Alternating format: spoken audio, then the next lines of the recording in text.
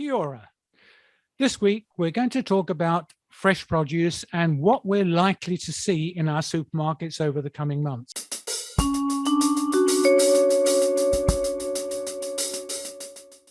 And someone who has his finger on this button is Jerry Prendergast, president of United Fresh. And Jerry joins us this week to give us an idea of what shortages we're likely to see as a result of supply chain problems, and also what about prices. So kia ora, Jerry. Now take us through it. John, g'day. Good to see you. Thanks for having me on. Look, you know, we saw quite a lot of information come out in the media in the last 6 weeks around tomatoes, lemons. We heard it about strawberries leading into Christmas. All of that has passed a little bit. And what I wanted to just state was, you know, there's a good reason often in the produce industry why we see shortages of particular goods at that time of the year.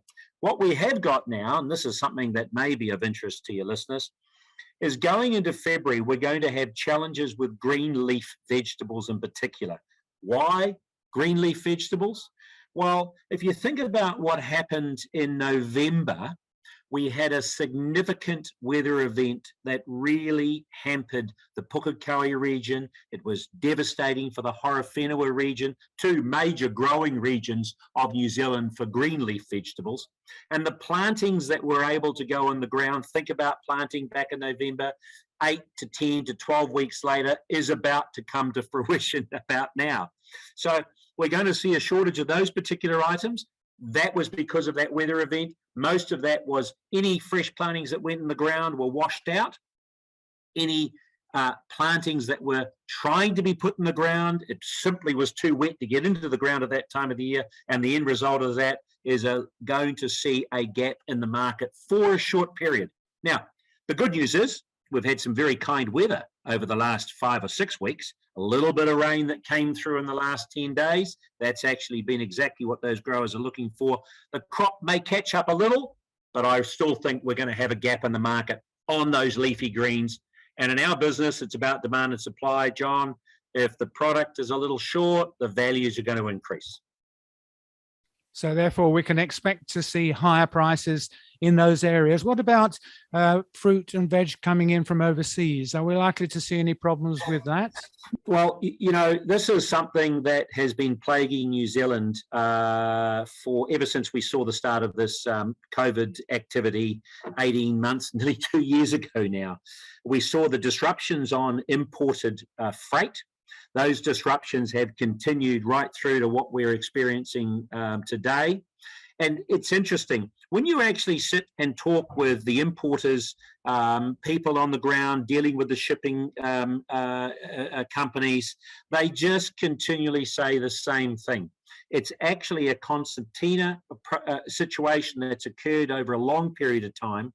We don't see necessarily from a consumer's perspective that impact, because a lot of the importers are pre-advanced, taking advantage of the fact that they know there's going to be a problem, so they're actually either loading up in advance or they're pre-planning in advance. So you don't always see the impact at the coalface, but I can tell you that the amount of work that goes on to coordinate either from the shipping schedules, the amount of work that the retailers spend in putting promotions in place and altering those promotions, rescheduling that activity is absolutely tremendous. So the disruptions, the one part, the only part, and there's no guarantees in life, John, but the only part I can guarantee, those disruptions are going to continue, absolutely continue for some time to come. So if you think about the messages we're getting out of California, so a lot of product comes out of California this time of the year. There's a lot of citrus coming out of there. We had the grapes that came out of there right through October, November into December to start of January. All messages have been that those disruptions are going to continue. I got a report the other day that there was something like 30% of the staff on the ground in California at the port were not at work. So they've got a constant 30% of their staff, their workforce, that are actually not available. That impacts on all of those logistics on the ground. The shipping companies speak about getting back into the cycle again. You think that that should have happened sooner with the disruptions that we've had, but they are struggling to get back into the cycle. And even an example, we used to get a weekly service, mainly with fresh produce out of California. Now, that service now is a fortnightly service. Why have they gone to a fortnightly service? Simply because the windows for getting their ships into the ports are difficult in New Zealand. They're difficult in Australia because the ship comes into New Zealand, heads on off into Australia in terms of that weekly cycle, big volume of product that comes in out of California.